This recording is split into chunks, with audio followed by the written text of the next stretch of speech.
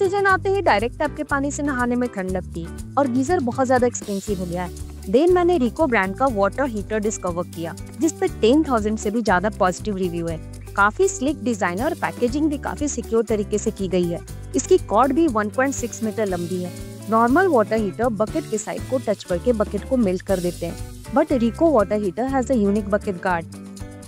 इसमें shock proof auto cutter feature भी है। ये ऑटोमेटिक ऑफ हो जाता है when the water temperature reaches 80 degree Celsius. और सबसे खास बात यह है कि कंपनी इस पे 2 इयर्स की रिप्लेसमेंट वारंटी भी दे रही है, तो देर किस बात की।